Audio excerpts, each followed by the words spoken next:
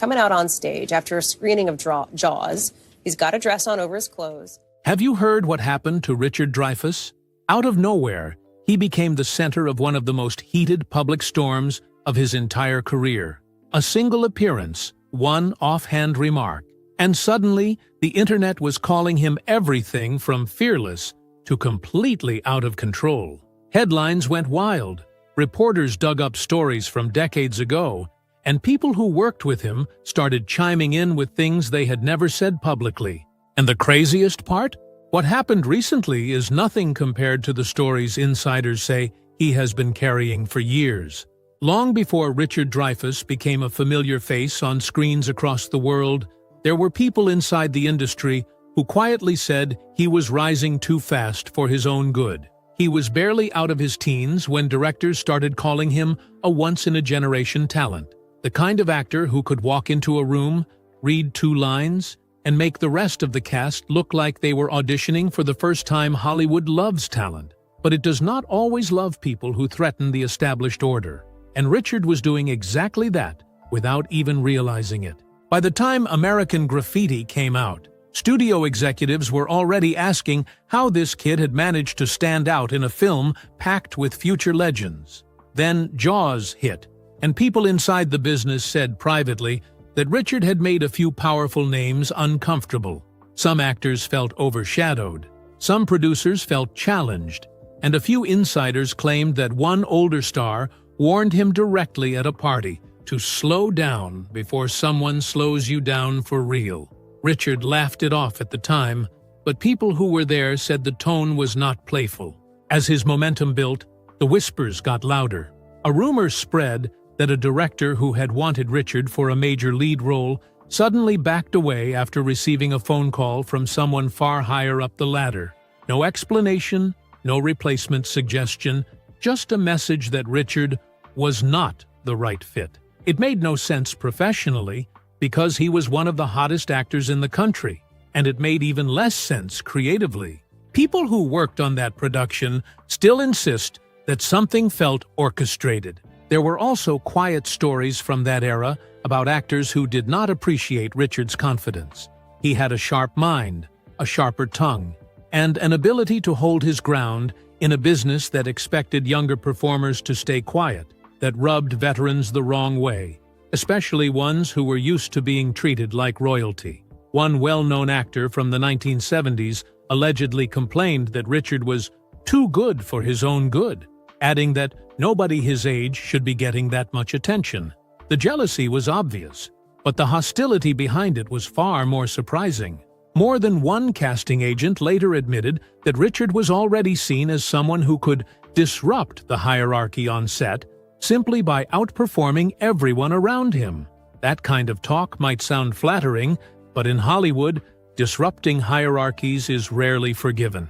And as Richard's career climbed, the tension around him quietly climbed with it. What he did not know, or refused to believe, was that some of the people watching him rise were already looking for ways to slow him down.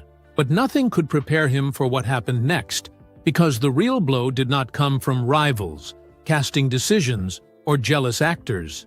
It came from an event so sudden and so devastating that even decades later, people are still arguing about what really happened that night, and why certain details never added up. And when you hear the contradictions from the people who were actually there, the story becomes even stranger. Before the recent headlines ever existed, there was another moment in Richard Dreyfuss's life that people inside Hollywood still whisper about. It was the night everything stopped. The night he went from unstoppable star to a question mark hanging over the entire industry. Publicly, everyone called it a terrible accident. Privately, the people who were actually there said the story never made sense, and the details surrounding it only became stranger the more you looked at them. Richard's car was found wrecked at the bottom of an embankment, the kind of crash most people do not walk away from. The official line was simple: he lost control, went off the road, and barely survived. But witnesses who arrived first told a very different version. One person claimed the car looked like it had already spun before it left the pavement, almost as if he had swerved to avoid something, or someone. Another witness insisted there was a second vehicle that sped off moments before impact, but that detail never made it into any report. Then there was the part that raised eyebrows among Hollywood insiders. Before his family even knew what had happened, a studio executive somehow got to the hospital. Not a publicist, not a manager. A high-ranking executive who had no reason to be there unless he already knew something. People who worked at the hospital said he asked to speak with Richard alone, even though Richard was barely conscious. The meeting lasted less than 2 minutes, and whatever was said has never been repeated publicly. After the crash, Richard disappeared from the spotlight for a short period. Everyone assumed it was recovery time, but insiders said the studio used that gap to quietly reposition him. Some projects he had been lined up for suddenly vanished. One director he had been speaking with told friends he was no longer available, even though Richard had never canceled anything. And when he eventually returned to the public eye, he did not look like someone who had simply survived an accident. He looked like someone who had been shaken by something far bigger than a crash. To this day, people argue about the real cause of that night. Some say it was a close call that changed his life. Others believe it was a turning point engineered by people who thought he was becoming too unpredictable. Whatever the truth is, that moment marked the first time Richard Dreyfuss realized he was not just dealing with fame or pressure. He was dealing with forces that could derail him in an instant. And the moment he tried to climb back, he discovered that not everyone in Hollywood wanted to see him return. When Richard Dreyfuss finally stepped back into Hollywood after the crash, most people expected him to fade quietly into character roles and supporting parts. Instead, he did the exact opposite. He came back sharper, more focused, and more determined than ever. And the moment he began picking up steam again, the tension around him returned just as fast. His comeback film, The Goodbye Girl, did more than put him back on the map. It threw him straight to the top, earning him an Academy Award and making him the youngest actor at the time to win Best Actor. It should have been the clean victory that reset his career, but insiders say the win created a new wave of resentment behind the scenes. There were actors who felt he had jumped the line, producers who believed his success made him harder to control, and a handful of filmmakers who were stunned that he managed to return after everything that had happened. On set, he earned a reputation for being intensely committed, sometimes too committed for directors who preferred actors who followed instructions without question. Richard was not one of those actors. He had ideas, he had opinions, and he refused to play the passive Hollywood game. That did not always sit well with people who were used to running sets without challenge. One producer allegedly said that Richard forgot his place. And that kind of comment in Hollywood usually means someone has decided to make your life difficult. Stories began circulating of quiet conflicts. A director on a major project reportedly clashed with him so severely that Richard nearly walked off the film. Another actor claimed that Richard took up too much oxygen on set, which was a polite way of saying he was outperforming people who did not want to be outperformed. Even though Richard always denied being intentionally difficult, the tension built fast enough that several studios began quietly reconsidering him for roles he had already been in talks for. But the most interesting part was the rumor that started to spread among talent agents.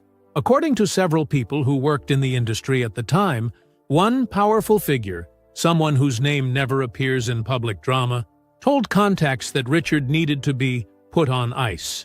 That phrase was never explained, but the timing lines up with a sudden drop in opportunities that made no sense based on his talent, awards, or momentum. People close to Richard said he could feel the walls tightening again.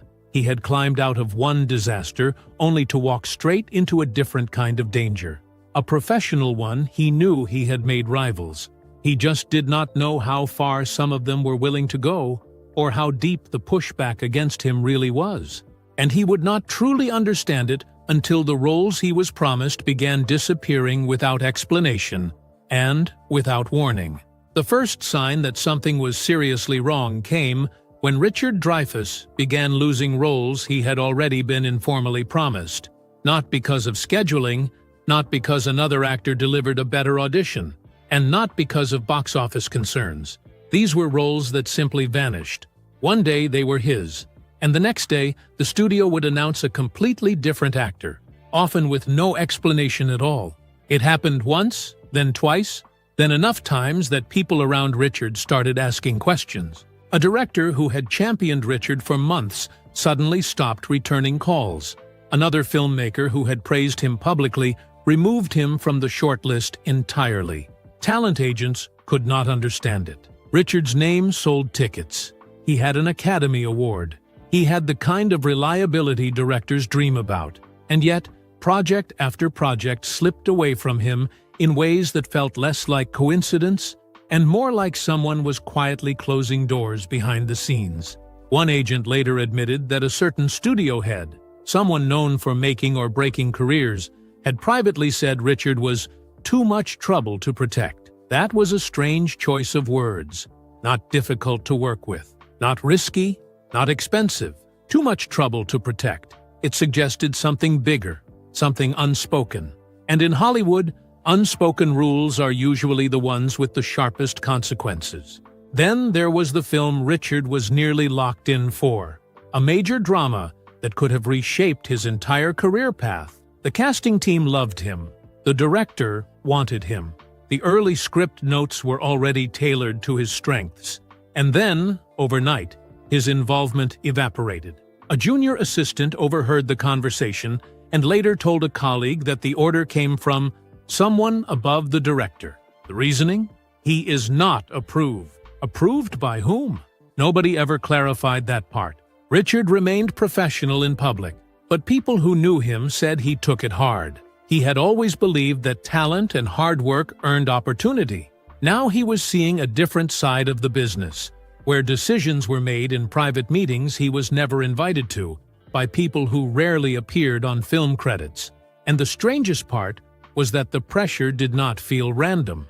It felt targeted. One story that has circulated for years involves a private conversation Richard is said to have had with a powerful industry figure. The details have never been confirmed, but multiple insiders believe Richard confronted this person directly about the roles he was losing.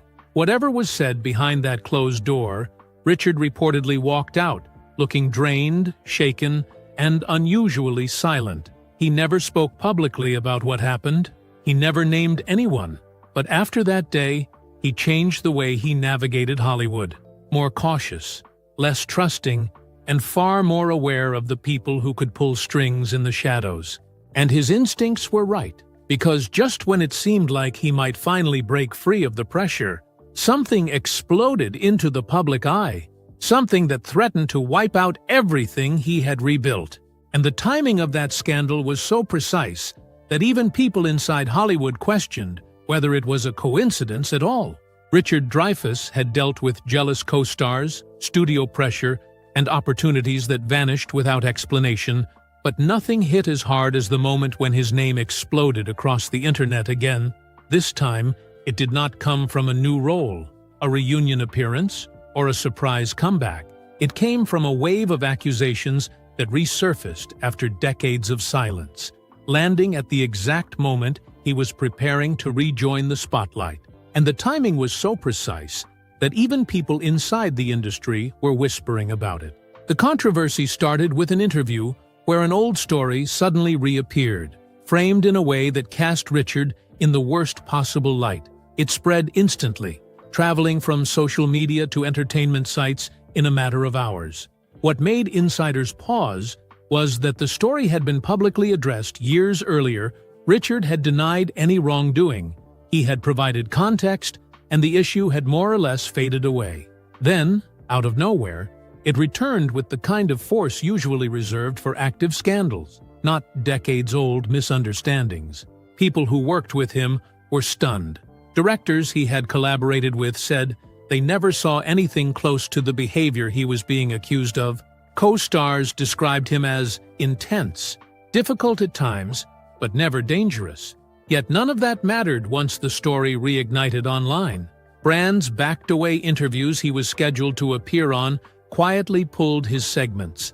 A major film he had been negotiating, the one that insiders said could have launched a late career resurgence, abruptly recast his role before contracts were even finalized.